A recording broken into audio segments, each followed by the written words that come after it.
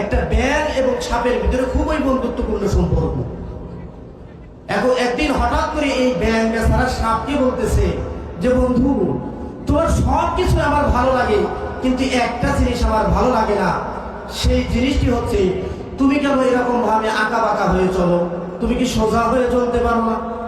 কি বলেন? সাপ কি সোজা হয়ে চলতে পারে? চলতে পারে না। এবার সাপ রাগান্বিত হয়ে গেছে, ফেরার হয়েছে, তাকে ধ্বংসন করবে। ব্যাঙ বুঝতে পেরে সে লাফ দিয়ে পানির ভিতরে চলে গেছে। অনেকক্ষণ পরে একটা কৃষক ব্যক্তি একটা কাঁড়াল নিয়ে আসতেছিল। হঠাৎ করে যখন দেখলো যে সাপ ফেলা ধরে আছে, সাথে সাথে সাপটা বাড়ি দিয়ে সেই সাপটাকে মেরে ফেললো। মেরে ফেলে একেবারে সোজা করে টান টান করে আলের উপরে শোয়া রাখলো। কিছুক্ষণ পর ব্যাঙ বেচারা পানির ভিতর থেকে উঠে এসে দেখে যারে সাপ তো দেখতেছে একেবারে সোজা হয়ে টান টান হয়ে শুয়ে আছে। তখন বলতেছে, how are you my friend? কি বলে, বন্ধু তোমার কি অবস্থা, কি হয়েছে, এরকম ভাবে টান টান হয়ে শুয়ে আছো? তখন সাপকে আর কোনো কথা বলতে পারবে? কথা বলে না।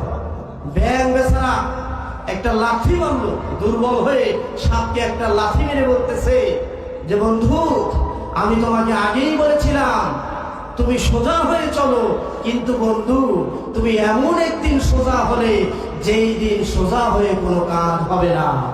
তেমনি ভাবে আমি স্পষ্ট ভাষায় বলতে চাই, ইসলাম